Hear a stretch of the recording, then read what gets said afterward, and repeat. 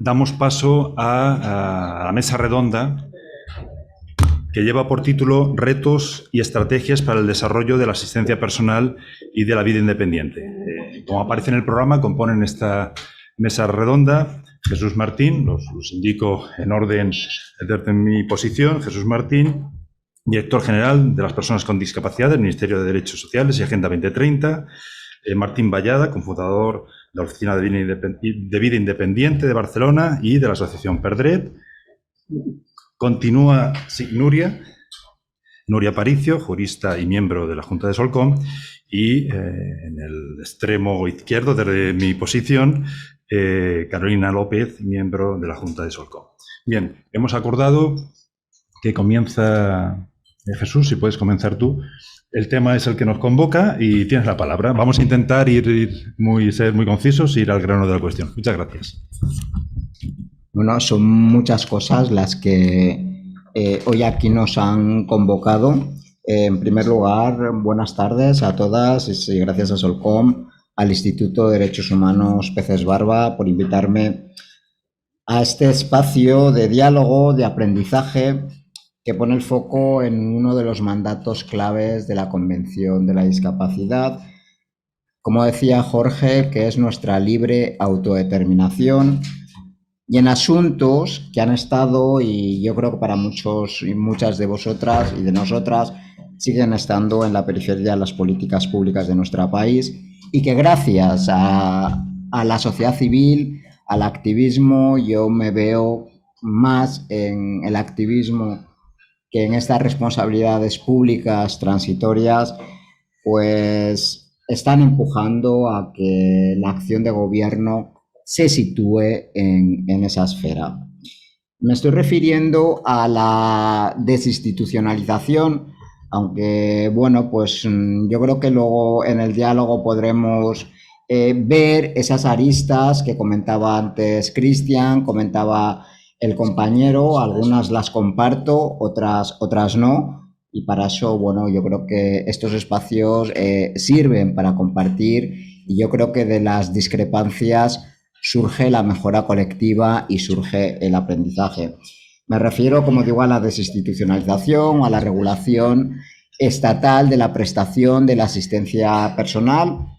Sin duda, dos actuaciones en la cual las personas con discapacidad tocamos y sentimos la libertad como propia, porque la libertad es en nuestro caso, se genera en nuestro caso, como bien han dicho las personas que me han precedido en el turno de palabra, cuando podemos elegir porque disponemos de los apoyos y de todas las oportunidades que precisamos.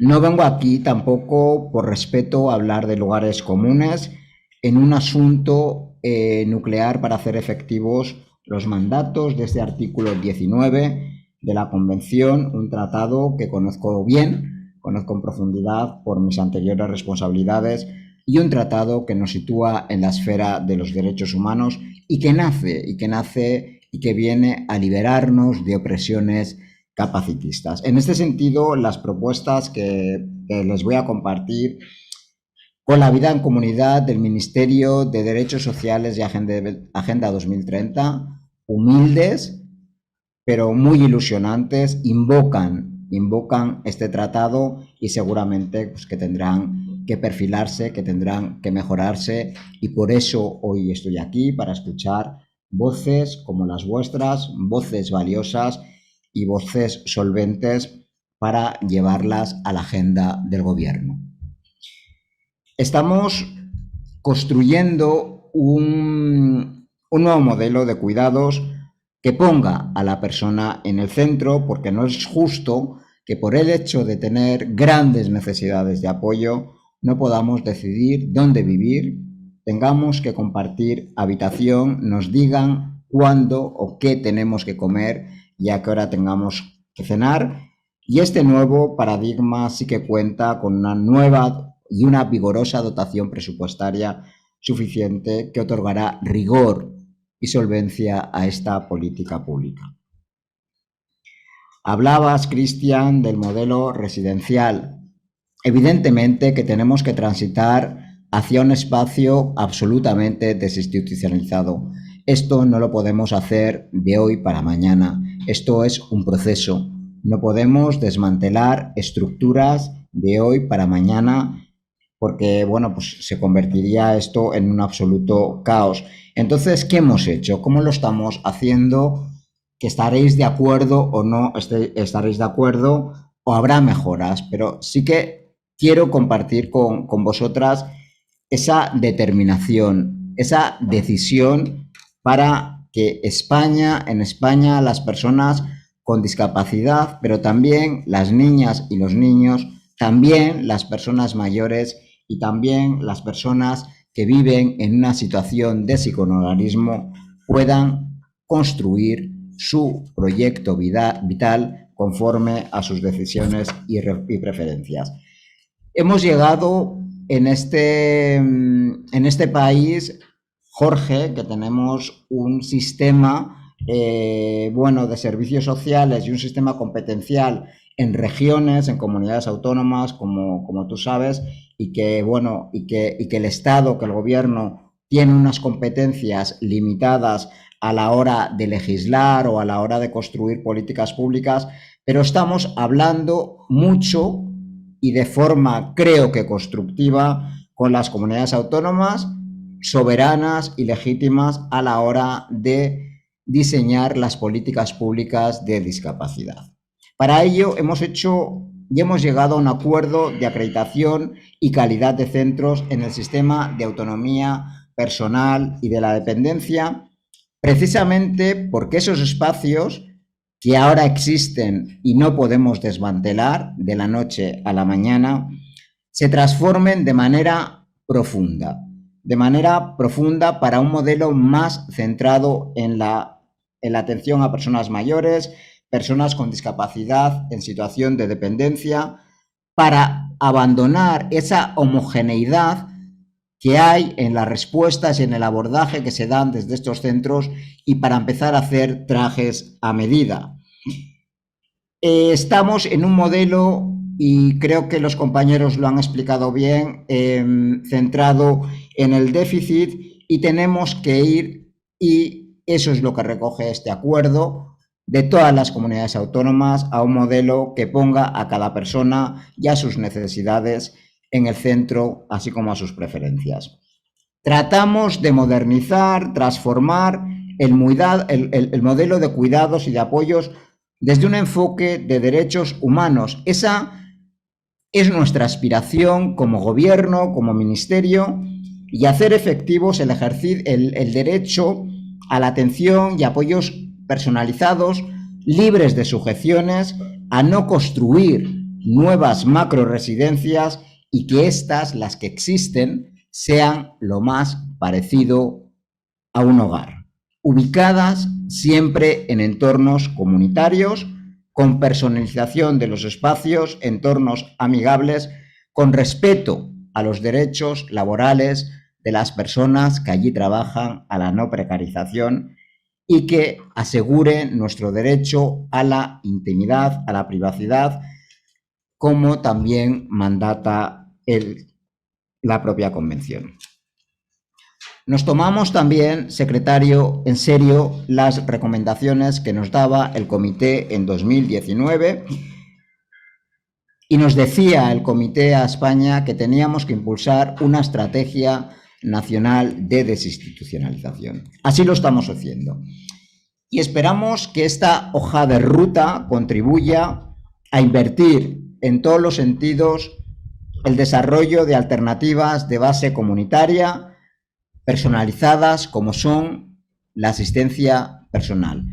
Esta hoja de ruta la estamos construyendo y la estamos testando previamente, porque no va a ser lo mismo hacer un tránsito a la vida en comunidad de las niñas y los niños, de personas en situación de sin hogar o personas con discapacidad. Habrá elementos comunes. Hemos puesto 130 millones de euros para hacer proyectos piloto de transición a la vida en comunidad, a la desinstitucionalización, para tener evidencias solventes, certeras, para construir esta política pública.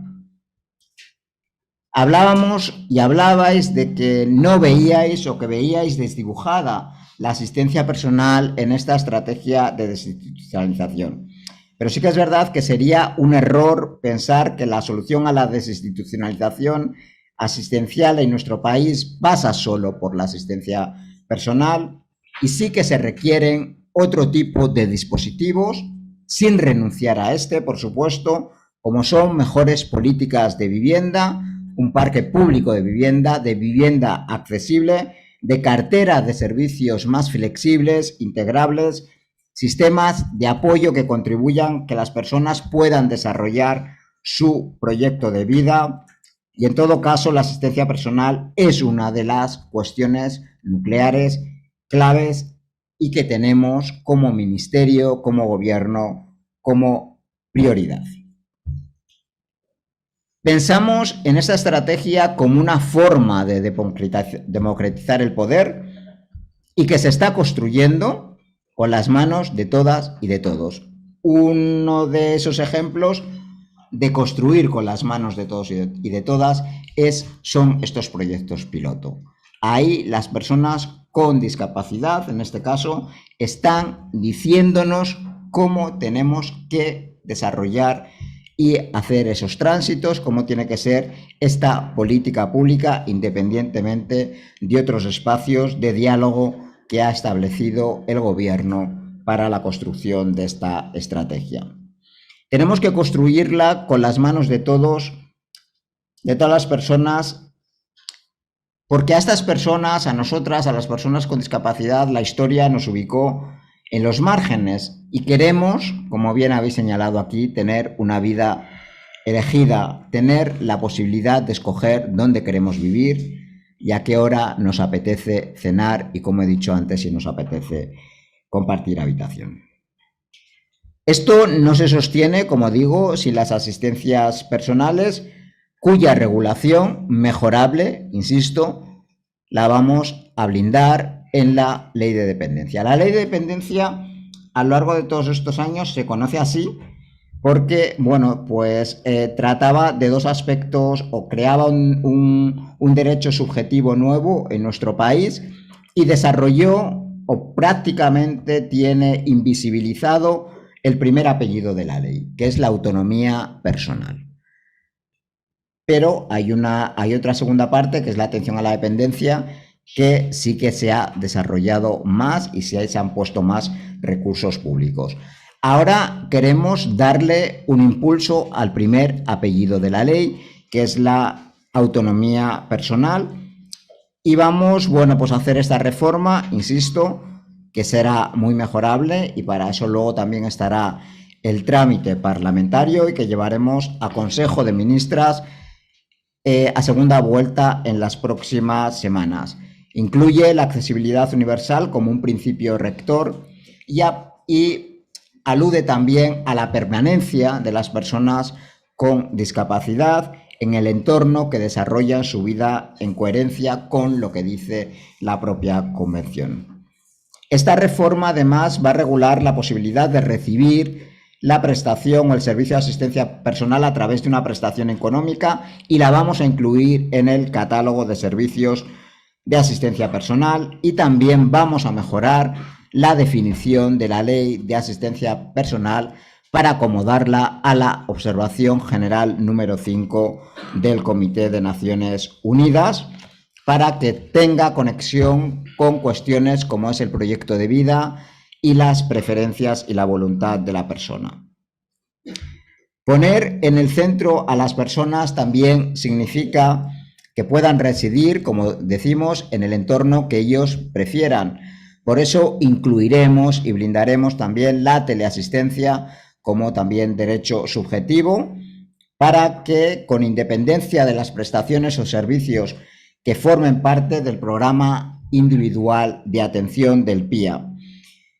En ese sentido, también vamos a revertir y a suprimir el régimen de incompatibilidades que introdujo en la época austericida la reforma de 2012.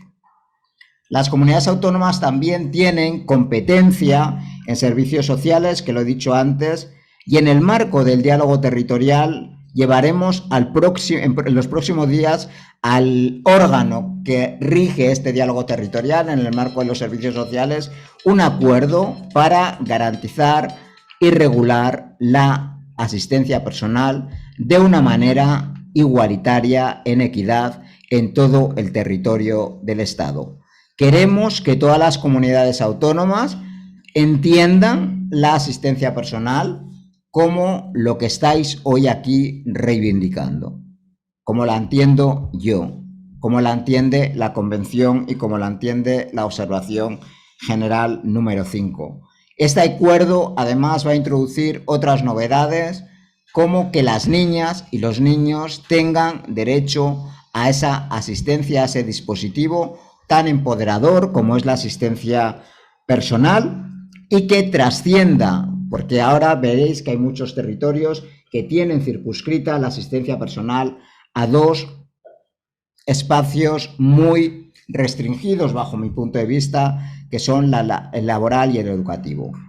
La asistencia personal debe ser un dispositivo al servicio de la persona, de la autonomía, desde para tomarse unas cañas, para ir al cine y, por supuesto, también desarrollar su proyecto académico o laboral.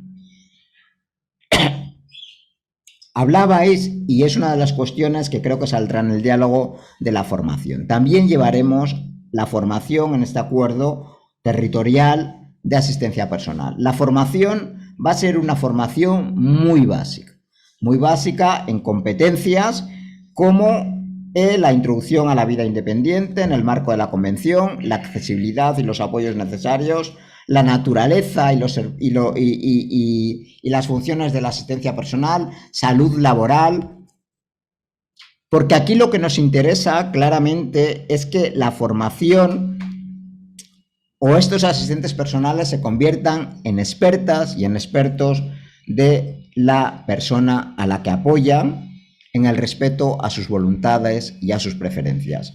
No queremos llevar esto a un grado, no queremos, por supuesto, llevar esto a una formación sociosanitaria, sino queremos centrar esta formación, insisto, en competencias básicas en materia de derechos humanos.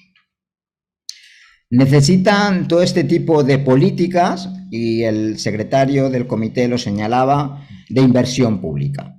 Hemos puesto más de 3,5 millones de euros en un plan de choque que rompiera una inercia que tenía al sistema de autonomía personal y atención a la dependencia completamente inane, completamente muerto, comprometiendo un derecho subjetivo y, por tanto, una situación de desamparo y de desprotección a miles de personas de nuestro país. Vamos a ir más allá y vamos a reformar el artículo 1051, en el que se regulan las prestaciones del SAD, para adaptar también esta norma al marco de la Convención y, sobre todo, para revertir los recortes que sufrió el sistema de atención a la dependencia en los años 2012 y 2013, mejorando las intensidades y la cuantía en las prestaciones. La vida independiente, como he dicho antes, precisa también de otras políticas públicas, no supletorias, pero sí complementarias, como es una ley de vivienda, como la que estamos ahora negociando en el Parlamento de España, en la que pivota también la accesibilidad universal y donde están las personas con discapacidad como un colectivo prioritario. Y en ese sentido también hemos destinado, creo que bien destinados, 50 millones de euros de los fondos Next Generation para hacer accesibles el parque de viviendas de este país, para que tantas personas de nuestro país, fundamentalmente mayores y personas con discapacidad, que siguen encerradas en sus hogares porque la comunidad de propietarios no le pone un ascensor o una rampa. Hemos invertido en ese tipo de situaciones, no llegaremos a todos los hogares, pero sin duda habrá personas que podrán salir a la calle y no tendrán que estar abocadas a ir a una residencia por este tipo de falta de apoyos.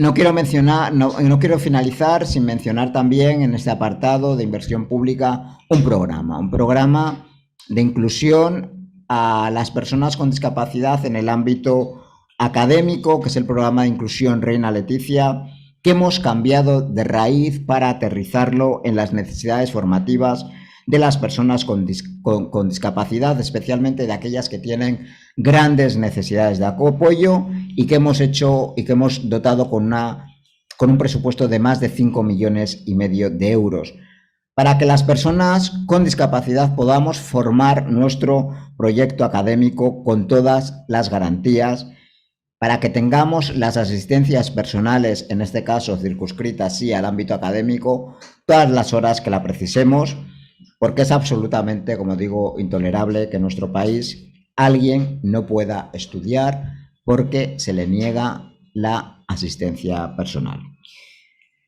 Lo que os decía, mejorables, con humildad, con esta escucha activa de lo que me van a decir hoy los compañeros que me van a suceder en el diálogo, y con ganas de escuchar aquellas cosas que me tengáis que decir y aquellas collejas que me tengáis que dar. Soy fácil porque yo soy muy bajito. No me gustan, como digo, los brindis al sol, y estas son las propuestas de este ministerio, propuestas que tendrán que ser mejoradas, por supuesto, pero que sin duda afianzan un compromiso, una determinación con este tratado en el que yo creo firmemente, por mis anteriores responsabilidades, pero sobre todo por el contenido del mismo, y que quiero llevar y que quiero promover en mis responsabilidades públicas. Muchísimas gracias.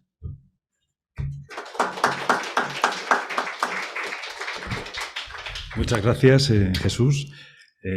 Esta tarde han ido apareciendo muchos elementos relevantes. Jesús ha puesto, pues también, ha recordado algunos elementos que han aparecido, y se han puesto más elementos sobre la mesa.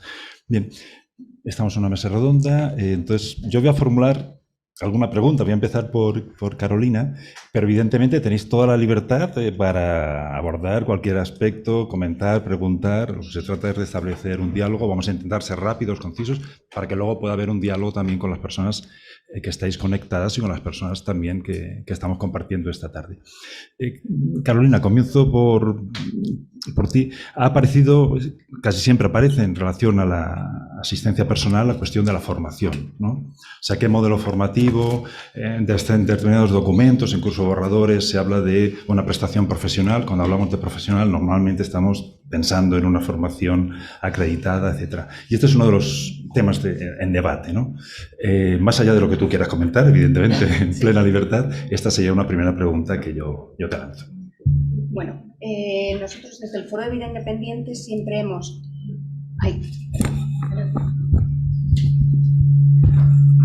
Es que suena... se ha acoplado, ¿no?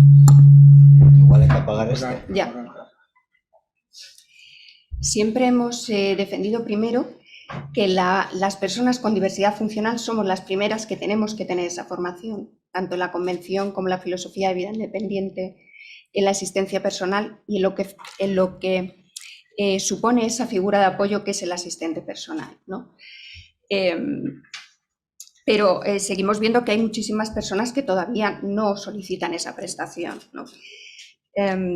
Bueno, a priori, por tanto, o sea, si somos nosotros las personas, lo que tú has dicho, ¿no? Es una figura de apoyo a las decisiones que toma la persona. Aquí tenemos que empezar por defender el principio de autodeterminación de la persona. Somos nosotras, por tanto, bueno, o sea, a priori no sería por esa parte necesaria ninguna formación por parte de las personas que son asistentes personales, ¿no? Mucho menos que se exija, que es lo que quiero remarcar, porque estoy de acuerdo contigo en muchas cosas, que se exija esa formación como prerequisito a la incorporación laboral, ¿no? Cada persona somos única, y tú lo has dicho, y cada uno podemos necesitar un perfil distinto de asistente personal a lo largo de la etapa de nuestra vida. Pues ya sea por la edad, tú has dicho, niños y niñas pueden necesitar asistencia personal, ya sea por nuestras preferencias, nuestras actividades o nuestras tareas, o incluso por nuestra diversidad funcional, porque no va a ser lo mismo que pueda necesitar yo que si una persona necesita que su asistente personal tenga una formación específica en lengua de signos porque necesita comunicarse con él o necesita que le sirva de intérprete. O alguien que va a trabajar a lo mejor con un niño o con un adolescente con autismo, que a lo mejor necesita conocer los sistemas alternativos y aumentativos. Vale, pero será la persona la que luego vaya a buscar ese perfil.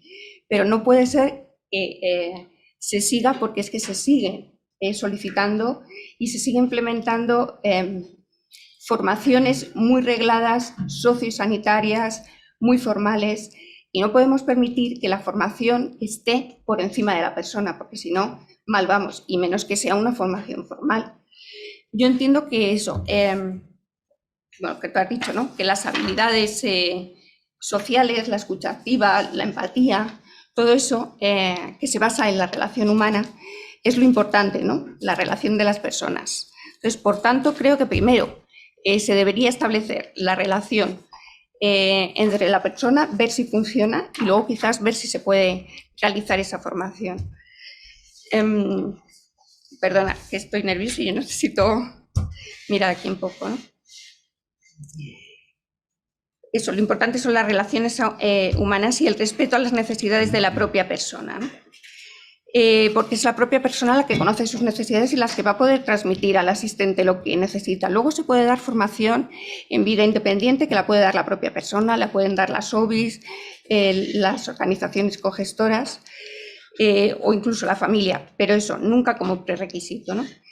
Y esas formaciones que se están haciendo y que hay iniciativas al respecto y que están bien, ¿no? Pues en tema de habilidades sociales o herramientas que pueden ayudar a que la relación fluya mejor, pues sirven no solo para la asistencia, nos sirven para la vida diaria. Todos deberíamos eso, ser empáticos y escuchar de forma activa.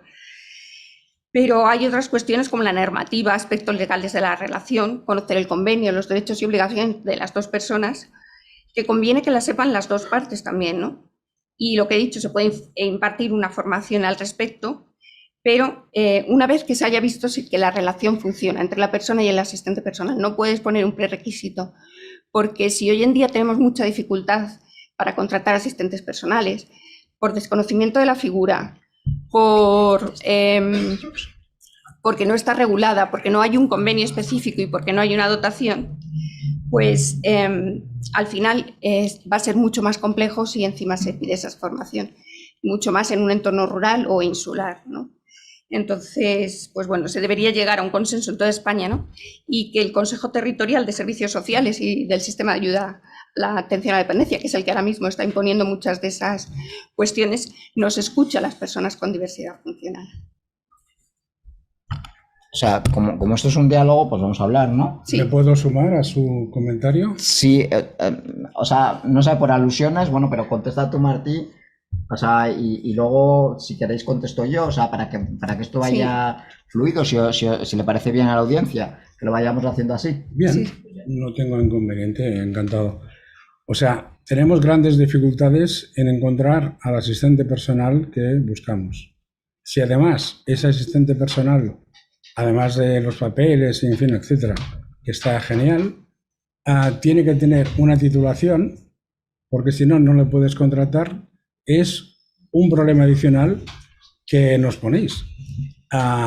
Cuando pensamos que no necesitamos personas que tengan una formación determinada, concepto sociosanitario o médico rehabilitador, sino que haya una empatía, haya un contacto fácil y yo entienda que esa persona puede resolver los problemas que yo personalmente tengo y que quiero que me resuelvan, ¿no? Entonces, la titulación, que además yo he visto en algún sitio 2.000 horas de formación, me parece una aberración total y absoluta. Bueno, pues completamente de acuerdo, o sea, no se va a llevar eso al Consejo Territorial, insisto, es una formación muy básica, pero una formación muy básica, pero no como prerequisito, sino como una cuestión de que yo creo que un asistente personal, lo que decía Carolina, yo creo que es importante que los asistentes personales que van a trabajar conozcan qué es la convención, conozcan nociones básicas del modelo de vida independiente. Yo creo que es una cuestión de prepararnos para qué nos vamos a encontrar, para conocer el marco de derechos, pero sobre todo yo creo que lo importante y donde estamos poniendo el acento con las comunidades autónomas, muchas con muchas resistencias, Sí. pero yo creo que vamos a llegar a un acuerdo. También está habiendo muchas resistencias con el diálogo social, los sindicatos y la patronal están poniendo muchas resistencias en ese sentido porque quieren una formación de 2.000 horas y nosotros estamos absolutamente en contra. Queremos que esa figura, con todos los derechos, sea experta en la persona que va a atender. Sea experta en Nuria, sea experta en Jesús, sea experta en Martí.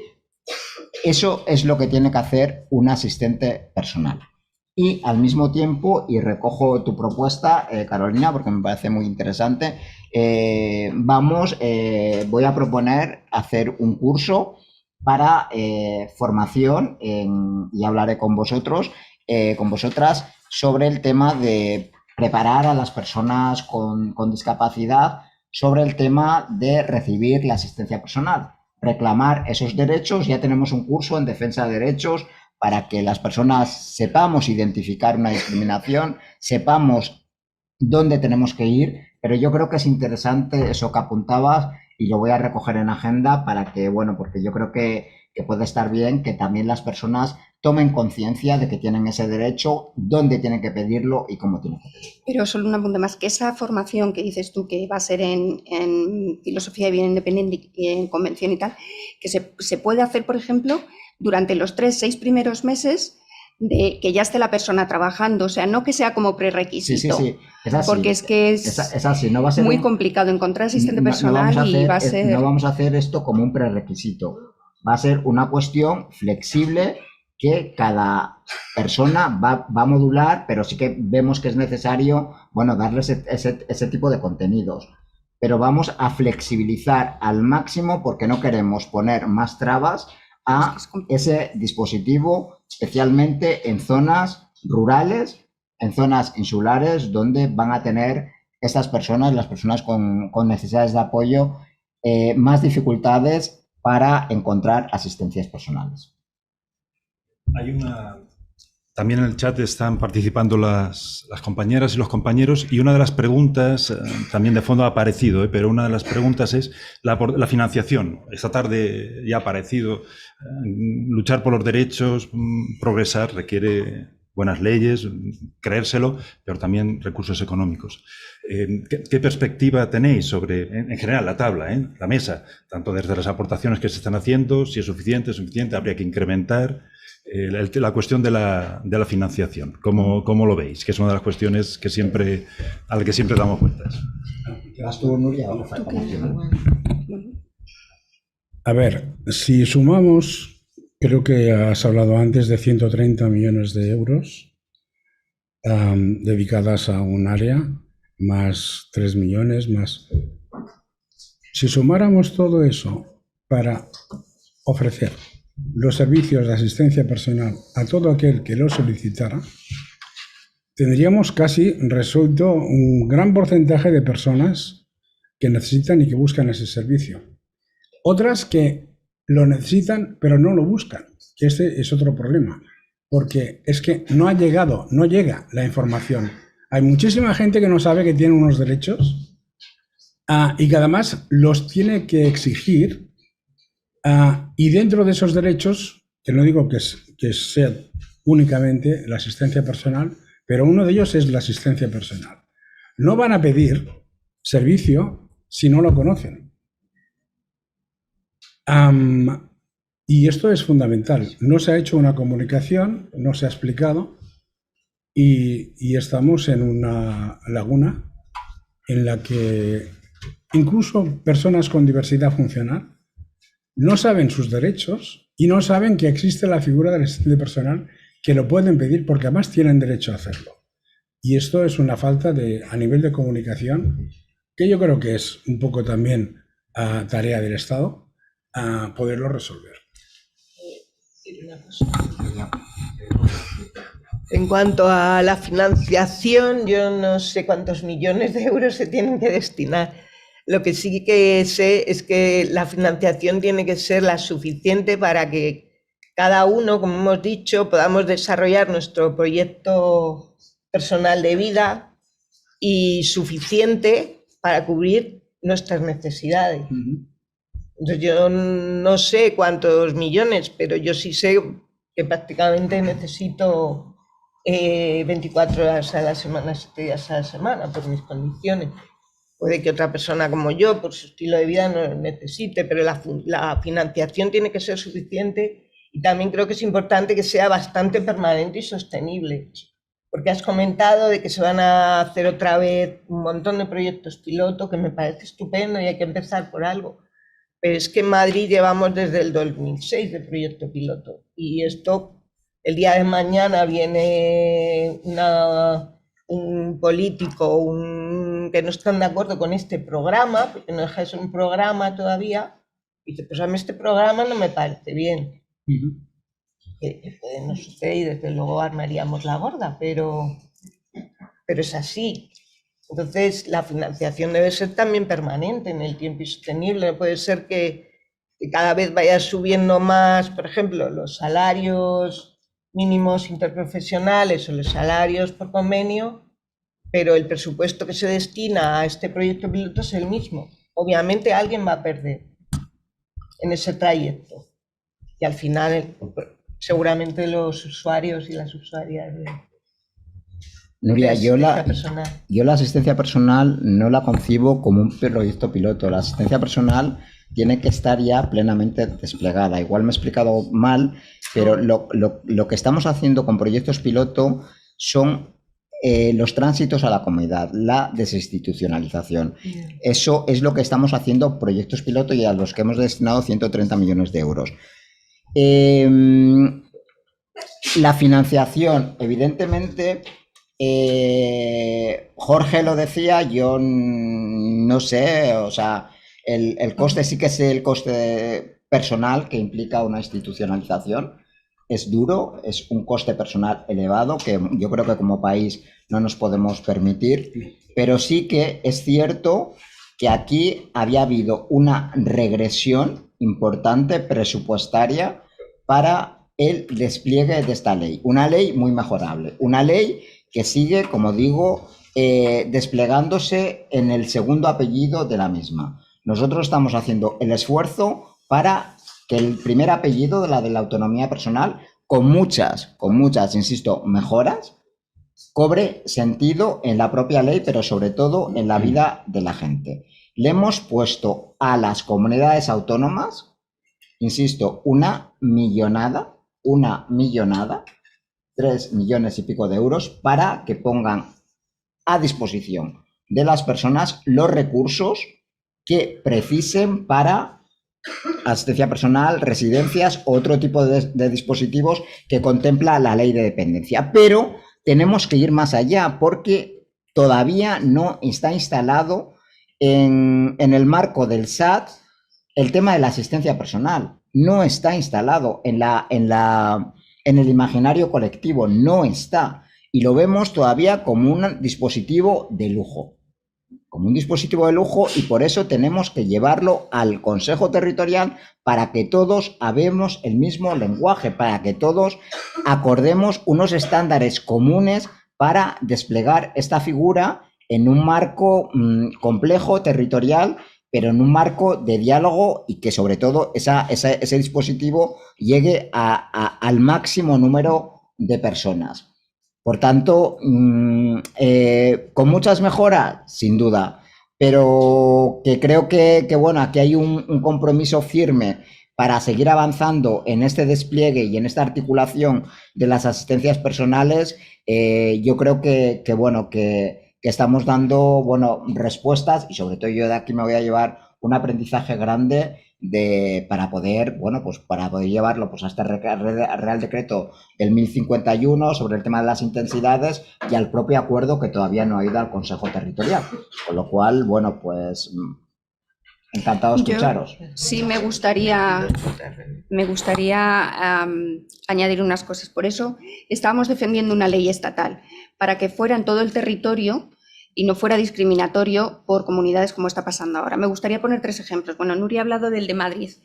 En Madrid somos un proyecto, ya dejó de ser piloto, o sea, dejó de ser proyecto hace tiempo, somos un programa que se ha demostrado su viabilidad. Ha habido un estudio con el retorno social económico y ha sido el más bajo, porque si en Madrid fue de los primeros y quizás no se habían incluido muchas cosas que se han hecho después en otros posteriores, pero tenemos una dotación de número de horas razonables, una asistencia de calidad. Nosotros somos quienes decidimos a quién contratamos, quién determinamos las tareas, etcétera.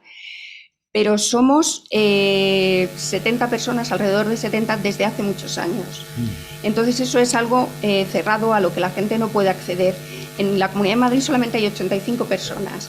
El resto de los que no estamos en la Oficina de Vida Independiente, que es un proyecto que además gestiona SPAI Madrid, que tú lo conoces, y ese ejemplo, pero es eso, no sé qué calidad de asistencia personal están recibiendo esas otras personas, y además solamente 85 en toda la comunidad. Pero luego hay un caso, por ejemplo, o sea, por eso digo que no puede ser algo que se convierta en graciable con subvenciones. Por ejemplo, en el caso de Andalucía, porque antes iba a hablar Coral, pero no se ha escuchado bien el vídeo y tal, también van por subvenciones. Y lo que has dicho, ha habido un retroceso de 150.000 euros que percibían en 2015. Este año han recibido solamente 31.000. Y la cofinanciación que han tenido que poner la gente era mayor que esos 31.000 que recibían, con lo cual el 21 de junio se quedan sin asistencia personal porque tiene que cerrar el programa. ¿Qué va a pasar con esas personas? Además, ¿De dónde, Carolina? en Andalucía. Y solamente Andalucía, una comunidad tan grande, solamente 11 personas estaban recibiendo asistencia personal. No puede ser. Luego, en Galicia, por ejemplo, en Galicia ya no es un programa, no es un proyecto, está regulado por un decreto de la Comunidad Gallega, el 15/2010 creo que era, y reciben pago directo, con lo cual se supone que sí, que la persona podría elegir dónde quiere y cómo quiere contratar al asistente personal, y tienen varias alternativas recogidas. Pero luego en la práctica, al final, tienen que contratar a través de unas entidades que encima pertenecen todas, bueno, a un mismo grupo. Entonces, ese pago directo, que debería ser obligatorio en todas las regulaciones de asistencia personal, creemos desde el foro, no permite ciertas cosas, pues porque hay otros impedimentos. Lo negativo, bueno, pues que tiene muchas deficiencias porque no se ha contado con el grupo promotor que salió del foro Vigalicia, y ese es el problema, de que muchas veces no se nos escuche a las personas que llevamos siendo usuarias de asistencia personal tanto tiempo, ¿no?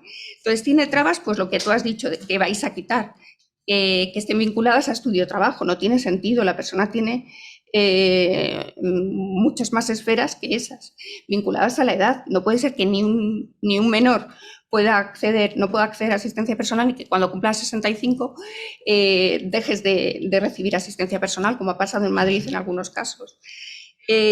El número insuficiente de horas, lo que tú has estado diciendo, y la dotación, ¿no? También que haya, porque esto no se contempla nunca, una falta de previsión y provisión para temas de bajas, despidos, porque al final en todos esos programas, en todas estas leyes no se ha previsto, y todo eso repercute la mayoría de las veces en que la persona con diversidad funcional dejamos de recibir horas de asistencia porque tenemos que pagar esas bajas o esos despidos. ¿Y cómo haces? ¿Paras tu vida? Bueno, ahí les piden mucha cofinanciación, etcétera. Por tanto, eso debe ser regulado a nivel estatal, y lo que decías tú, ¿no? Que esté dotado económicamente. Y aquí solamente un inciso, porque es que hace poco un profesor nos hizo un símil que fue bastante clarificante y me gustó mucho, y fue don Luis Enrique de la Villagil, que es jurista, y nos hizo un símil con la canción esta de Salud, Dinero y Amor, ¿no? Y nos decía, salud, tenemos un sistema nacional de salud, y además está dotado con 90.000 millones de euros. Dinero, tenemos un sistema nacional de seguridad social dotado con 191.000 millones de euros. Son garantistas los dos, pero no tenemos un sistema nacional de servicios sociales, con lo cual ni es garantista y suele ser graciable, y este año se ha dotado con 10.000 millones de euros, ¿no? Con lo cual es una cantidad totalmente insuficiente. Entonces, bueno, pues a lo mejor deberíamos blindar también los servicios sociales. Pues bueno, me alegro que hagas pues estas consideraciones, que comparto de principio a fin, vamos a blindar los servicios sociales en una ley estatal. Va a ser la primera ley estatal de la democracia de servicios sociales, precisamente para romper con esas inequidades territoriales. Sí que es verdad, y al igual que pasa como con la ley de dependencia, que podemos llegar, una ley estatal puede llegar hasta donde puede llegar, porque si no, te la recurre una comunidad autónoma y te lleva al Constitucional por invadir competencias. Entonces, tratamos de hacerlo bien, es decir, llevándolo y trabajándolo con las comunidades autónomas, que son en última instancia las que tienen que prestar, volviendo al tema de la asistencia personal, estas prestaciones, para que se crean, en primer lugar, y comulguen con este modelo, con el modelo de la Convención. Estamos haciendo una labor de pedagogía muy importante con ellas, porque hay que asumir, y esto lo digo con mucho dolor, porque a veces me cuesta reconocer a mi propio país en algunos discursos de dirigentes públicos. Hay que reconocer que este modelo, el modelo social, el modelo de derechos humanos, no está todavía muy instalado en muchas administraciones. Administraciones que tienen competencias muy importantes como garantizar un proyecto de vida de una persona con discapacidad o de una persona mayor. Por tanto, estamos haciendo esa labor pedagógica. Estamos construyendo políticas públicas y se las estamos financiando. Les vamos a decir cómo tienen que ser esos tránsitos o cómo tiene que ser esa hoja de ruta para que, como nos decía antes Cristian, pues en algún día en este país no existan o existan muy pocas residencias, y las que existan sean un modelo completamente flexible. Ese es el país que queremos dibujar y que estamos tratando de dibujar, pero insisto, y aquí hay que dar una dosis de realidad. O sea, yo no puedo aquí hablar de cuestiones de los mundos de Yupi. Estamos en un estado autonómico, estamos en un estado de las comunidades autónomas, y ellas finalmente, constitucionalmente, son soberanas en cómo configuran sus servicios educativos, sus políticas sanitarias y sus políticas de servicios sociales. Pero nosotros los vamos a acompañar presupuestariamente para que no haya problemas de financiación. Somos el único país de la Unión Europea que tiene una línea de cuidados de larga duración en sus planes de recuperación de la COVID. Y por supuesto, Nuria, Martí, Carolina, hablando y aprendiendo de la gente, como tú bien dices, que lleváis mucho tiempo acompañadas de asistentes personales. Vuestra voz es muy valiosa a la hora de construir este tipo de políticas públicas para evitar que nos equivocamos y que volvamos a cometer fallos del pasado. Sí, fallos del pasado. Permitid que os recuerde, en el año 2006 estaban a punto de nacer, o ya habían nacido, dos leyes muy diferentes. Una era la Convención de los Derechos Humanos de la ONU y otro, la Ley de la Dependencia, a través del ministro Caldera. Ministro al que, como el Foro de Vida Independiente, fuimos a ver, aunque yo no estuve físicamente, pero estaba ahí también, para decirle que, señor ministro, no queremos dependencia, queremos independencia. Queremos que nosotros tengamos la voz y tengamos las decisiones y que alguien nos ayude a ejecutarlas. Pero no queremos ser dependientes, queremos que se nos tenga como elementos sujetos de derecho. Y se tiró hacia adelante fomentando la ley de la dependencia, y hasta llegar a hoy. Aún estamos añadiendo, retocando la ley de la dependencia. No, nos estamos equivocando. Lo que hay que hacer es, finalmente, aplicar, implantar la Convención en todo el país. Y las comunidades autónomas, que yo creo que estarían de acuerdo, pues yo pienso que van a colaborar. Y si no, bueno, pues hay que hacerles ver que es el camino. Muy bien. Perdona, Antes de dar la palabra a las personas que estáis conectadas y a las personas que estéis aquí, tan solo una cuestión que ha salido, que es muy importante, y la pregunta se la dirijo a Nuria, que es la cuestión, la perspectiva de género. Ha aparecido, Jesús creo que ha hecho referencia, también Jorge se ha comentado, pero es una cuestión muy relevante. Entonces, si nos puedes hacer, en catalán dirían 5 cèntims sobre la cuestión, pero la importancia de esa perspectiva. Y entonces a continuación daríamos la voz a las personas que estáis presenciales y las que estáis conectadas. Pues sí, creo que es muy importante que se tenga en cuenta la perspectiva de género, porque las mujeres y niñas con diversidad funcional pues siempre estamos sometidas a una discriminación múltiple interseccional en todos los ámbitos, no solo con respecto al resto de las mujeres, sino también con respecto a incluso de los hombres que tienen una diversidad funcional. Y bueno, pues en definitiva tenemos que luchar tanto con las barreras tradicionales de cualquier mujer en el hogar, en el empleo, etcétera, como con todas las dificultades añadidas, ¿no?, que tenemos las mujeres con diversidad funcional asociadas a la falta de oportunidades, etcétera, que viene dado por nuestra diversidad funcional.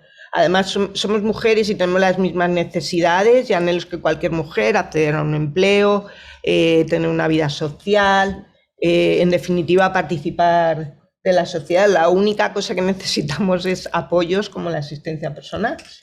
Entonces, sin esta asistencia personal, pues muchas veces, ¿qué ocurre? Que nos vemos aisladas, discriminadas, vetadas para participar y en muchos casos institucionalizadas, porque no quiero pensar yo que mi única opción sea acabar en una residencia, pero ahí está pendiente, ¿no? En definitiva, son muchísimos los datos dicen que tenemos mayor índice de analfabetismo, tenemos una inactividad laboral muchísimo más grande, mayor sobreprotección, una desigualdad económica, tenemos mucha más dependencia económica de nuestras familias, sobreprotección tan dañina. Tenemos además mucho menos respeto hacia nuestros derechos sexuales y reproductivos. Muchas mujeres se han visto sometidas a esterilizaciones forzosas y, en definitiva, mucho más riesgo de sufrir violencia.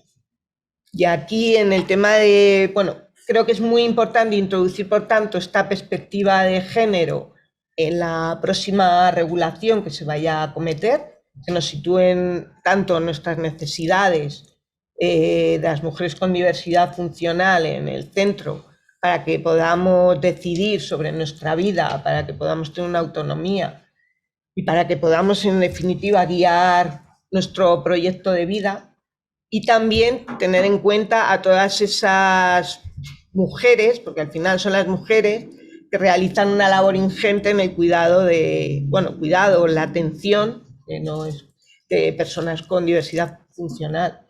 A día de hoy todavía principalmente son las familias, principalmente las mujeres, las que llevan a cabo las tareas de atención, y muchas veces con apoyos que no cubren para nada las necesidades que tienen estas personas con diversidad funcional. Por tanto, es fundamental introducirlo en la ley.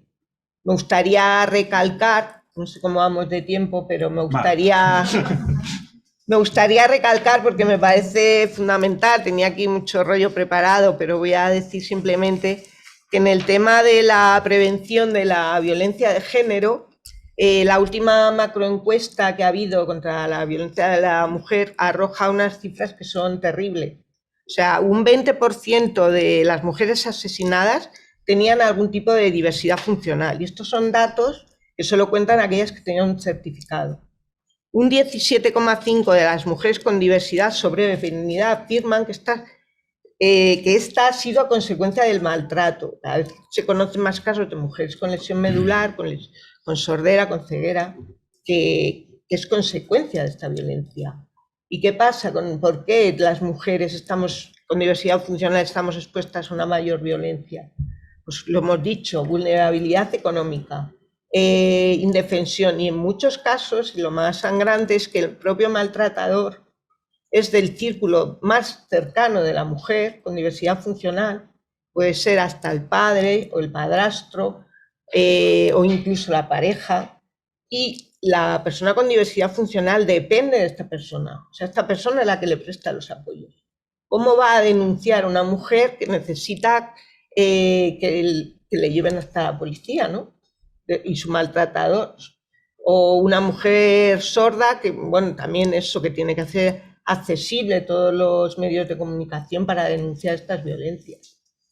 Por no decir luego el acceso a la justicia, que también volvemos a encontrar muchas dificultades, porque hay muchas mujeres con diversidad funcional e intelectual a las que no se las cree cuando van a denunciar, por no decir las barreras que se encuentran a la hora de acceder a una comisaría de policía, etcétera. Y luego, en cuanto a los derechos sexuales y reproductivos, también me parece fundamental la asistencia personal en las mujeres, porque muchas de nosotras, gracias a la asistencia personal, a lo mejor el día de mañana no tienen que renunciar a ser madres, como ha pasado y como bueno, sigue pasando, o si se separan no les van a quitar la custodia de los hijos, como también ha pasado, o incluso pueden ser madres solteras. Tenemos que tener el derecho a decidir sobre nuestros cuerpos, sobre nuestros derechos sexuales y reproductivos.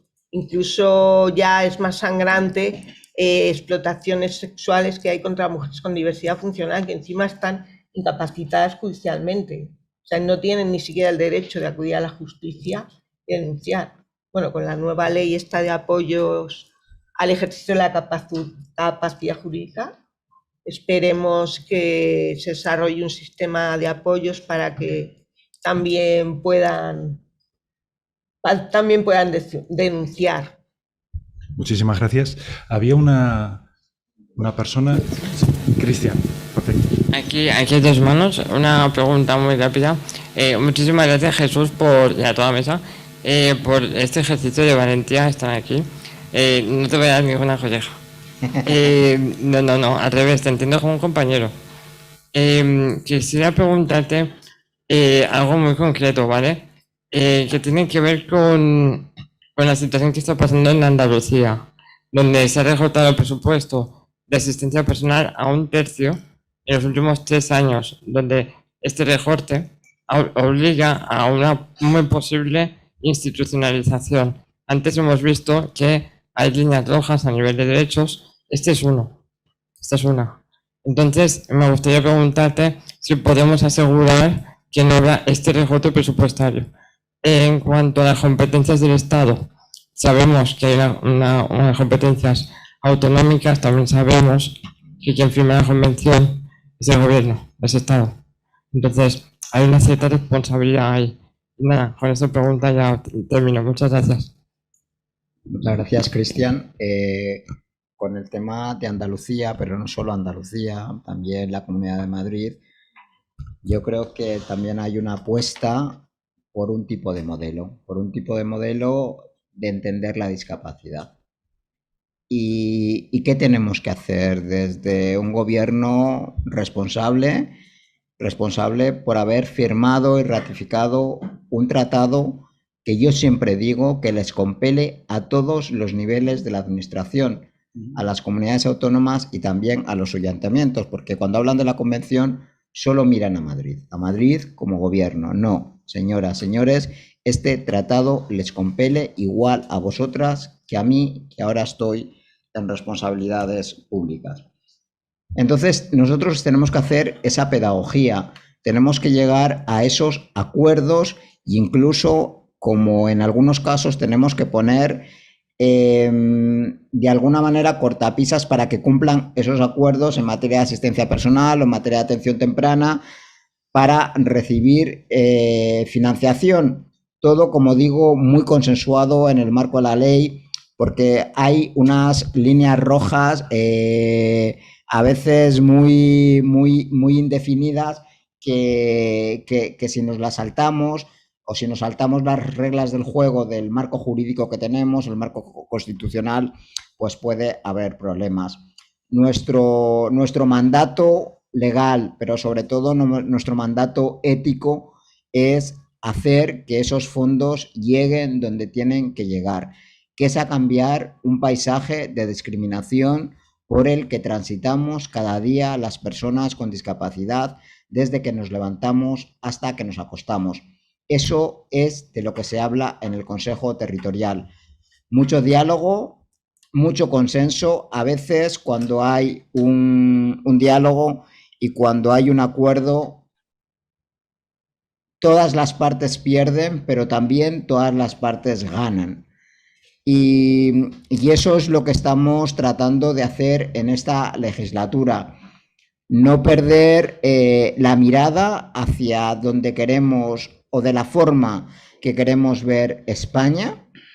Y en esa forma de ver España tenemos que sumar más y más actores, más y más actrices para que, bueno, sea una España donde las personas con discapacidad seamos, donde las personas con discapacidad estemos y sobre todo donde las personas con discapacidad contemos. El reto es complejo, el reto es muy complejo, pero al mismo tiempo, bueno, pues a mí concretamente los retos, como vengo del activismo, pues me ponen mucho. Entonces, en este sentido, bueno, pues seguiremos trabajando en el marco de estos diálogos, del diálogo civil, como estamos hoy haciendo aquí, con el Foro de Vida Independiente, con Solcom, pero también en el marco del diálogo territorial, para que los derechos lleguen de manera más o menos solvente a la vida de la gente. Muchas gracias, Jesús. Hay 4 personas. ¿Hay otra pregunta aquí? Pues adelante, Luisa. Sí, adelante. Hola, muchas gracias por atendernos, Jesús, por esta tarde intensa. Yo quería preguntarte, hacerte una pregunta muy concreta que sería, bueno, aquí has dado algunas cifras de millones que se van a invertir, por ejemplo, en proyectos piloto. En Asturias es el 4º proyecto piloto y somos 13 personas las que tenemos asistencia personal. Bueno, ese es un dato. A mí realmente lo que se está legislando, voy a ser muy clara, no me parece que se refleje la Convención, me parece que es un blanqueamiento de la Convención. Tenemos que hablar de autonomía personal, de asistencia personal, pero no de la persona en el centro. Si la persona no puede decidir, no está en el centro. Entonces, cuando yo te escucho decir no podemos desmantelar las residencias de un día para otro, esto nos da ahora, llevan ustedes 4 años trabajando. Entonces, no podemos desmantelarlas, pero tampoco podemos meter ahí los recursos. A mí me gustaría saber, porque al final yo puedo saber un poco de qué va la ley, de cuidados, etcétera, pero al final es ¿dónde caen los recursos? Si los recursos caen en residencias, la mayor parte de los recursos caen en el servicio de ayuda a domicilio, que además ahora tiene el cuidado fuera del hogar, o sea que también es cuidados en el entorno. Los recursos caen ahí, caen en la asistencia personal. Dependiendo de lo que usted me conteste, me está reflejando un tipo de filosofía. Ese tipo de filosofía encaja o no encaja con la Convención. Entonces, pues es lo que a mí y después que preguntarle también la segunda pregunta, aparte de saber el tema de presupuestos, me gustaría saber si conoce la ley Levy, que es la del foro, si la han considerado esa ley. Nada más. ¿Cómo te llamas, Luisa? Luisa, sí. Nada, muchas gracias por tu pregunta. No comparto contigo que esto sea un blanqueo de la ley de dependencia. Mejorable, absolutamente, pero creo que hay una determinación de desarrollar, insisto, la primera parte de la ley, que es la autonomía personal. Con el tema de los presupuestos, el tema residencial, el tema del dispositivo de la autonomía de la asistencia personal, pues en ese sentido, pues ahí son soberanas las comunidades autónomas. Nosotros estamos apostando en esos diálogos para que se inviertan en otro tipo de dispositivos que garanticen la autonomía de la persona, como son las asistencias personales. Pero, como te digo, no podemos hacer injerencias a cuestiones que son competencia de otras administraciones ajenas al gobierno. El tema de esta transformación o de estos recursos públicos que antes también comentaba Cristian y ahora tú también lo dices, y yo estoy de acuerdo en muchas cuestiones de las que habéis comentado, como es el tema de por qué se siguen destinando fondos a residencias, o hemos estado 4 años, bueno, yo todavía no llevo 2, con el tema de desmantelar las residencias. Esto es un proceso muy complejo, como también lo es el tema de la educación inclusiva. Es un proceso muy complejo, enormemente complejo, que no podemos tratar de una manera tan epidérmica, por decirlo de alguna manera. Implica mucho debate, implica muchas presiones, implica mucho cambio de modelo, mucho cambio cultural y mucha pedagogía, que es lo que estamos haciendo. Pero yo creo que se está marcando una hoja de ruta que va por pasos firmes. Yo lo de los proyectos piloto que tú dices en Asturias, insisto, no lo comparto, que tenga que haber en 2023 proyectos piloto de asistencia personal. Eso es inaceptable en cualquier territorio de este país. No puede haber proyectos de asistencia personal pilotos en este país. Los proyectos piloto que estamos desarrollando los que estamos desarrollando desde el gobierno tienen que ver con la vida en comunidad, con el no sé si cierre, con la desinstitucionalización, y van en ese sentido. Por tanto, el tema de la desinstitucionalización, tenemos que contar con evidencias sólidas para ver cómo son esos tránsitos en los diferentes colectivos en los que pone el objetivo la estrategia, para que nos digáis las personas, no vosotras, pero muchas personas que viven en residencias, cómo quieren esos modelos. Si quieren algunas de ellas, porque las hay, porque yo he hablado con ellas que quieren seguir viviendo en residencias, pero no en ese tipo de residencias tan inflexibles, tan rígidas, y que, bueno, las dejan como un puro cliente. No, ahí estamos hablando de personas, de seres humanos con deseos y preferencias. Y de eso todo va esta política pública. Os propongo a las 4 personas que estéis conectadas, si yo no lo estoy viendo mal. Quería hablar la compañera. Sí, Raquel.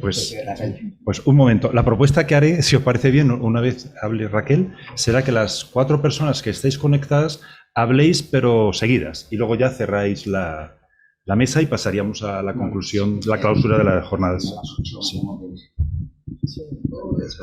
Hola. Hola.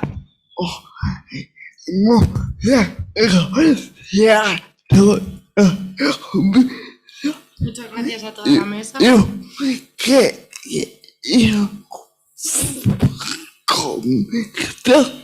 Yo quería comentar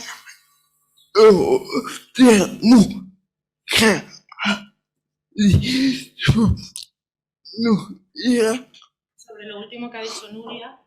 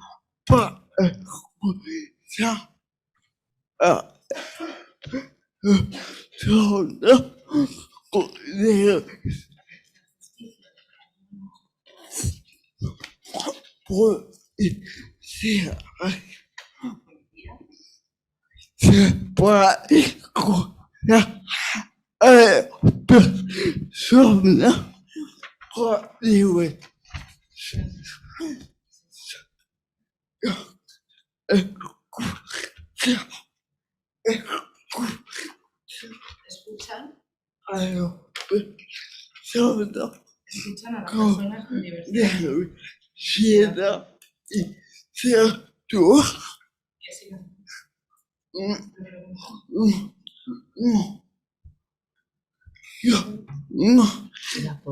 Que no les entiende. A que no las escuchan. La policía No les escucha a las entiende. personas con diversidad intelectual. Pero hay casos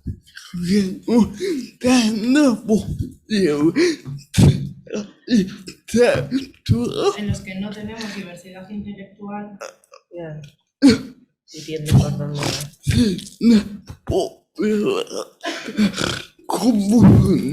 Pero si tenemos problemas de comunicación,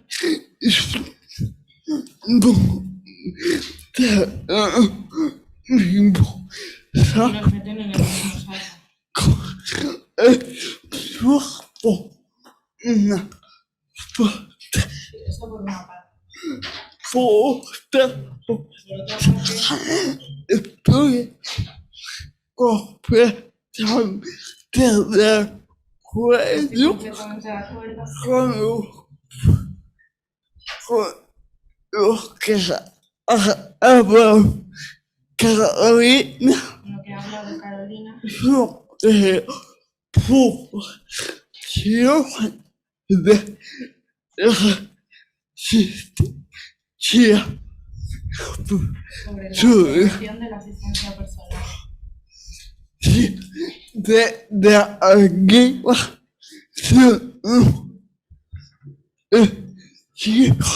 se coge una Si desde arriba se nos exige coger a una persona yo no con cierta formación, nos están limitando toma de decisión nos están limitando nuestra toma de decisión. que cada persona elegimos a nuestra asistente Cada persona tenemos que elegir sea no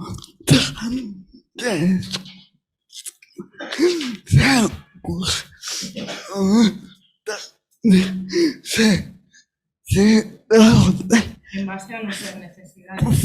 Por ejemplo,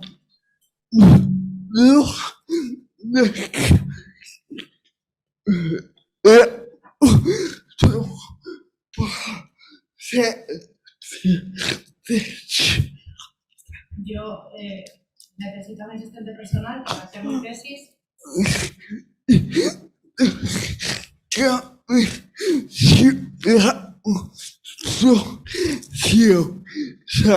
que me sirve de la necesidad de que sea sociosanitarias. Gracias.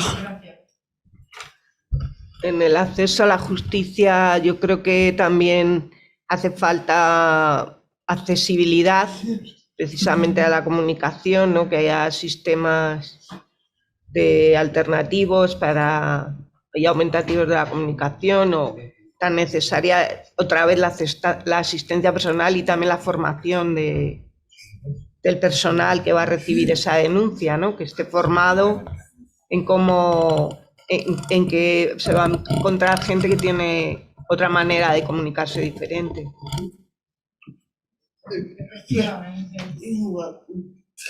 Yo, Raquel, complementando lo que dice Nuria, decir que concretamente conozco bien la realidad de las personas con parálisis cerebral, tengo amigas y amigos y hemos aprobado en esta legislatura una ley de accesibilidad cognitiva para darle a esa dimensión de la accesibilidad universal un trato, una regulación legal, porque pasaba completamente desapercibida.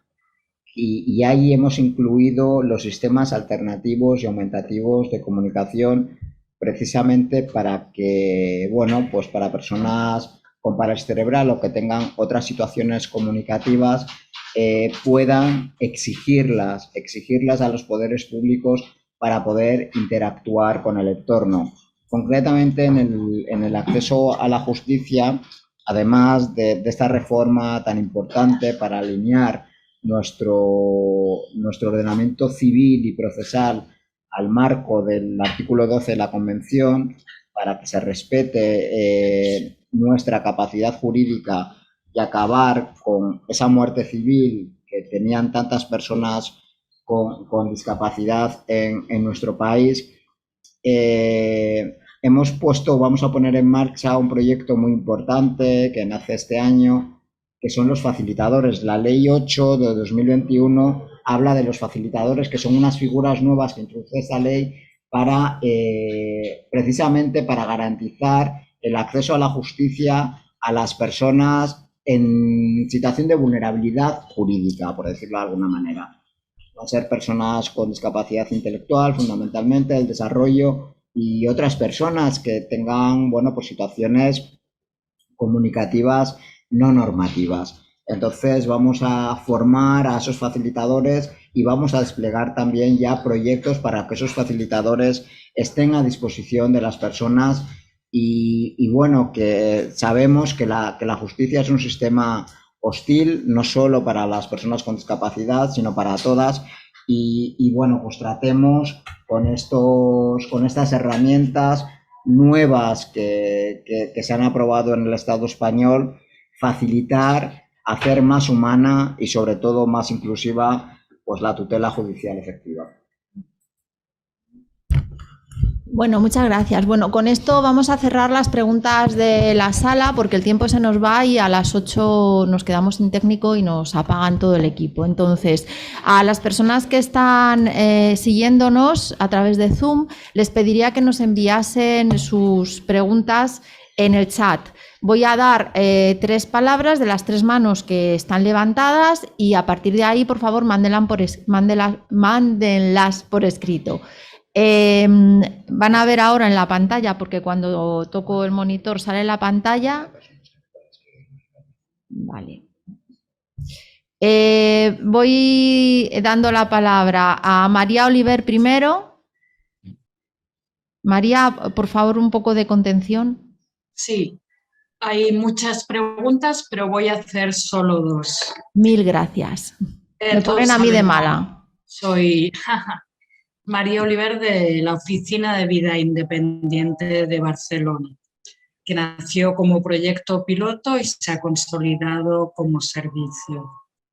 Pero justamente ahora, por el hecho de depender del Ayuntamiento y la Generalitat, se nos impone en la licitación pues que las empresas a las que acudíamos para cubrir urgencias tengan que tener a su vez una licitación, etcétera. Lo que ya se ha dicho aquí, la necesidad de una ley integral, ¿no?, a nivel nacional para que no haya discriminación entre comunidades o si yo quiero cambiar de municipio pierda la asistencia. Pero más allá de eso, estamos hablando todo el rato de vida independiente y de asistencia personal. Resulta que los asistentes personales no tienen convenio. Entonces, a la hora de contratar, los tenemos que contratar como empleados del hogar o empleadas del hogar, etc. Y esto es muy injusto porque todas sabemos que realizan una labor fundamental y me parece que desde las instituciones que se nos obligue a pagarles a 9 euros la hora, cuando no menos, es absolutamente vergonzoso. porque son gente que tendría que estar pagada pues como un asesor personal en un caso de un secretario de un cargo administrativo importante, etcétera. O sea, te tendrían que cobrar 15 euros la hora, ¿no? Y quiero decir que no podemos olvidar que sin convenio la figura no existe. Y entonces, si no existe la figura, ya no entraré, porque no hace falta entrar en pedir una formación como prerequisito, que es lo que está haciendo actualmente la Generalitat de Cataluña. Mil gracias, María, porque has puesto sobre la mesa un tema fundamental que es la dignificación laboral de la gente que realiza asistencia personal. Vamos a la siguiente palabra, por favor, utilicen, sé que los demás no lo hemos hecho, pero por favor ustedes utilicen el tiempo responsablemente. iPhone de Vicens, imagino que es Vicens.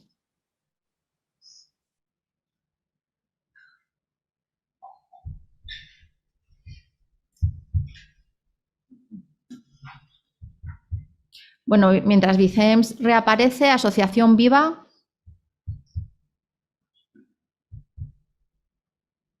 Bueno, pedía moderación, pero no tanta. Esperamos un poco por si hay problemas técnicos. Mary Meriem. Ya está. Soy Vicens Oliver. Vale, volvemos a Viva, ¿verdad? Soy Vicens Oliver. Ah, hola Vicens, encantada. Adelante, sí, perdón. Que es que no podía desbloquear el micrófono. Nos ocurre muchas veces. Lo tenía en silencio y no me dejaba. Perfecto. Buenas tardes, soy miembro de PERDERET y presidente de la Fundación GAEM. Yo más que una pregunta quería hacer una sugerencia para Jesús. Hay una ley, un proyecto de ley elaborado por miembros de Galicia, hecha por un catedrático que reúne todos los, que diría yo, un 99% de lo que dice la Convención. También estoy con Martí que no podemos maquillar una ley de dependencia y meterlo ahí todo. Entonces mi sugerencia es que se miren bien esa ley que ya está hecha y partamos de ahí para hacer una buena ley de vida independencia que se ajusta, de vida independiente y que se ajusta a la Convención para poder realizar nuestro proyecto de vida. Las personas que nos consideramos diversas, que creo que es la palabra más adecuada que discapacitado. Muchas gracias. Muy bien, muchas gracias. ¿Viva? Buenas tardes.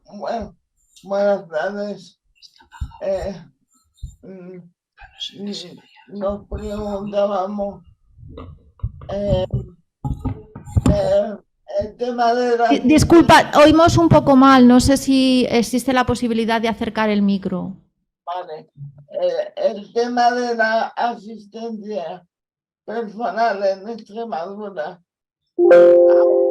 aún no está ni siquiera regulado.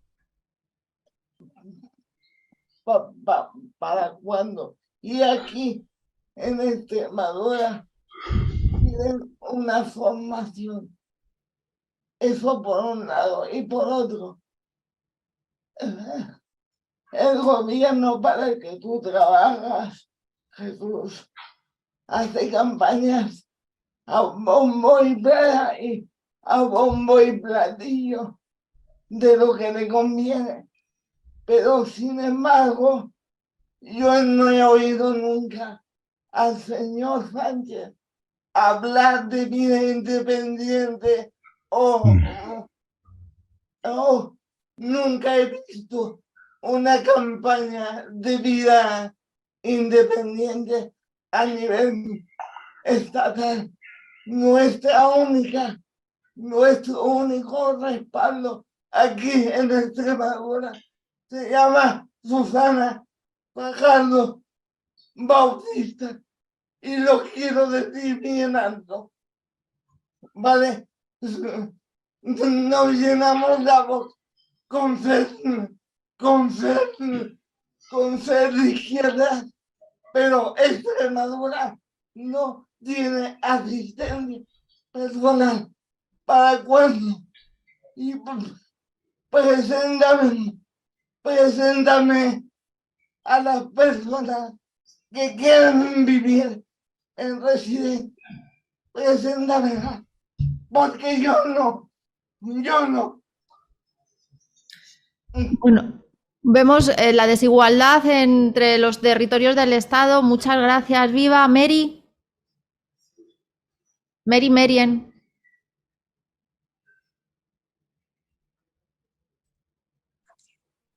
Hola, buenas tardes. ¿Se me Hola. oye? Sí, perfectamente ahora. Luego os vais alejando, pero de momento sí. Vale.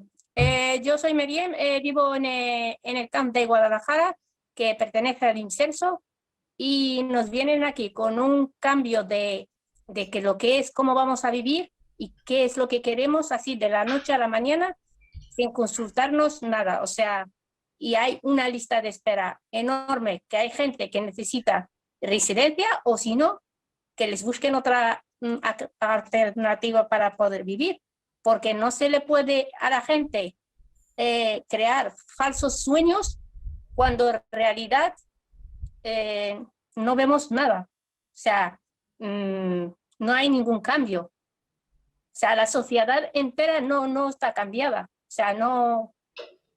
Cambio cultural que necesita la sociedad. Muchísimas gracias, Mary.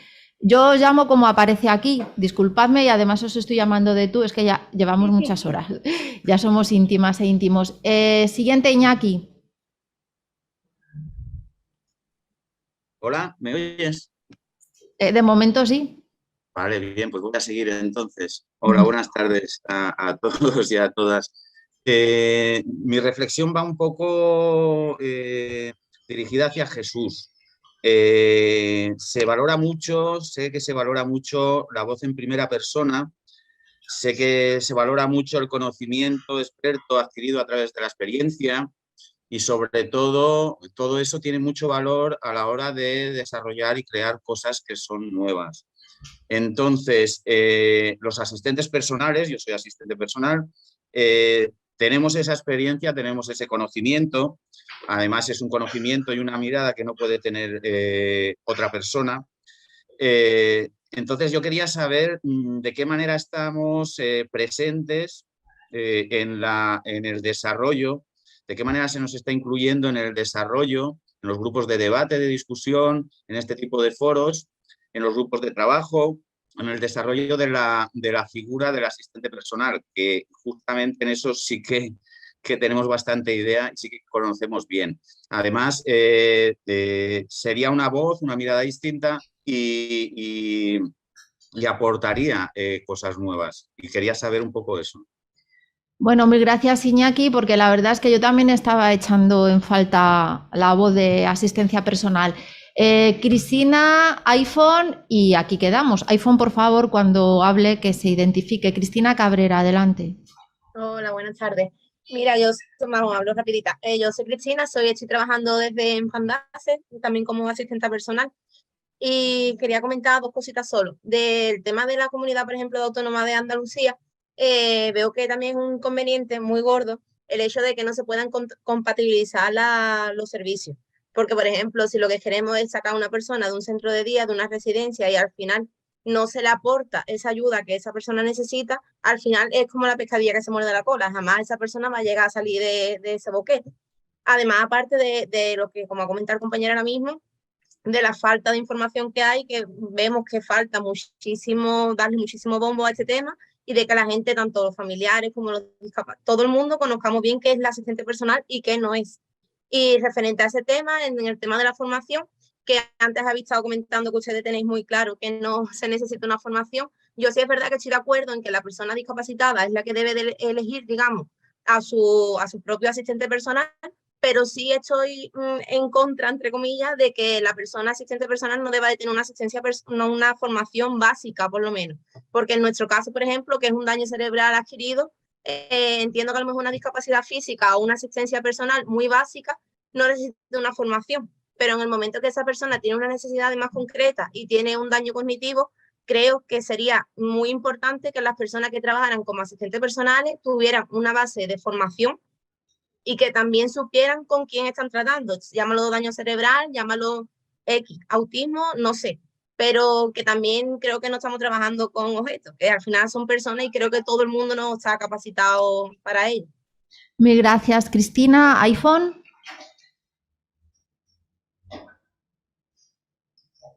Misterioso, misteriosa, misterioso iPhone. Esperamos un minuto y pido mientras tanto a mis compañeros, compañeras de la mesa que vayan preparando si quieren decir algo. Había otra pregunta que recojo en el foro a propósito del perfil profesional de las personas facilitadoras que ha salido aquí en relación con el acceso a la justicia. Como iPhone no toma la palabra, por favor, un par de minutos, 3 cada uno no más. No sé, empezaba por... Si quieres tú... Sí, empezamos si quieres por cerrar eso, que sí que estaba preparado para hablar de la persona facilitadora, no voy a decir nada, no, pero bueno, por cerrar eso, que sí estaba preparado el tema para hablar del tema de la regulación del asistente personal, del convenio, de, bueno, pues que tenemos que mirar otros convenios europeos que ya existen con unas características y unas condiciones, no solo para que sea un trabajo digno, sino significativo, como se está hablando ahora, porque eso va a repercutir en el beneficio de todos. Entonces, bueno, es un tema de los que ha quedado pendiente porque había más, pero el tiempo era el que era, o sea, pero que no nos habíamos olvidado de ese tema, de los asistentes personales. Gracias. Pues yo de los temas que han salido es que,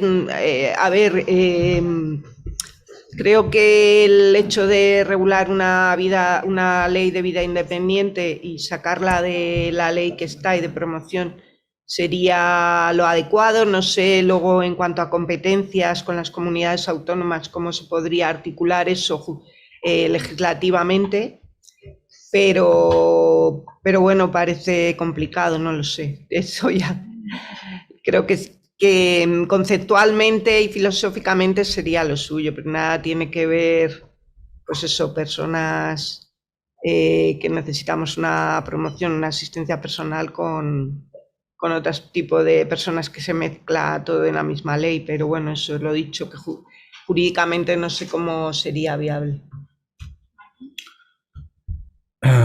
Sí, bueno, para concretar un poco, porque quizá hayan personas que no sepan cuando se habla de la LEVI qué es. LEVI es Ley Española Vida Independiente, que fue un proyecto que se elaboró fundamentalmente desde el Foro de Vida Independiente de Galicia y hubieron, creo que, bastantes implicaciones. Yo me lo he leído y creo que responde muy bien como proyecto que se podría implantar en toda la geografía, responde muy bien a la Convención. Porque tenemos que, por ejemplo, ahora mismo, si seguimos con esta idea de la dependencia, va a suceder que yo, que tengo el servicio de asistencia personal desde hace 16 años o 17, si me quiero ir a vivir a Igualada, voy a perder el servicio. Y esto se va a producir hasta que no sea un derecho real que se tenga que proteger. Porque hay una frase que me gusta, y ahí acabo, que no hay libertad sin derechos, ni derechos sin libertad. Muy bien. Tenemos aquí al principal interlocutor destinatario de las collejas en el día de hoy, adelante, director general. Pues nada, yo simplemente agradeceros todas las propuestas que habéis hecho, todas ellas muy valiosas y todas ellas se tienen que transformar en aprendizaje. Yo siempre que vengo soy muy honesto, hay cosas que podremos hacer y otras muchas que no se pueden hacer. No se pueden hacer y menos en el tiempo que queda de legislatura.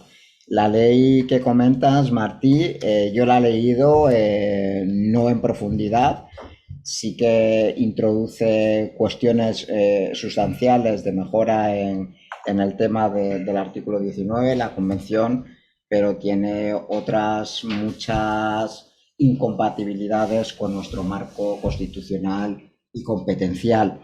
Competencial en la Constitución, quiero decir, a la hora de implantarse. Yo siempre animo a los activistas a que, bueno, y vosotros y vosotras lo sois, hacer incidencia y, bueno, pues hablar con los grupos parlamentarios para que alguno se anime y registre esta proposición de ley. Es una proposición de ley como tantas las que han aprobado este Parlamento, como la de la esterilización forzosa, como la del derecho al voto, que nace de la sociedad civil, y yo creo que eso nos legitima como democracia tener una ley que viene del propio pueblo. Por lo demás, son muchas las cuestiones que han salido, muchas de ellas quejas, como digo, legítimas, que yo recojo, yo comparto y con las que yo absolutamente me solidarizo.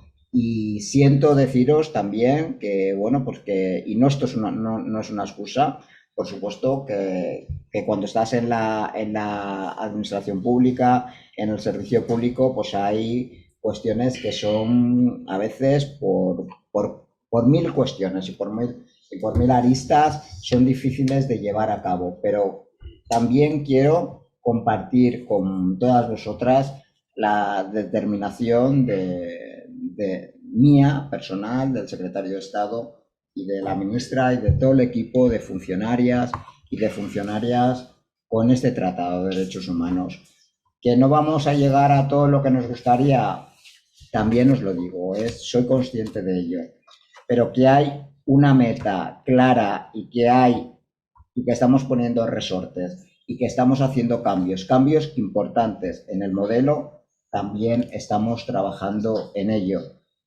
Yo, bueno, yo creo que la mayoría de las personas que estáis aquí tenéis mi teléfono, miro a Alejandro, sobre todo, para que me trasladéis aquellas cuestiones que vosotras veáis que yo tenga que tener en cuenta, y siempre desde la honestidad, desde este diálogo honesto, os diré, Alejandro, esto lo vamos a poder abordar, yo apuesto por ello, y si hay algo que no puedo abordar por otras cuestiones, pues también os lo diré con total franqueza. Muchísimas gracias.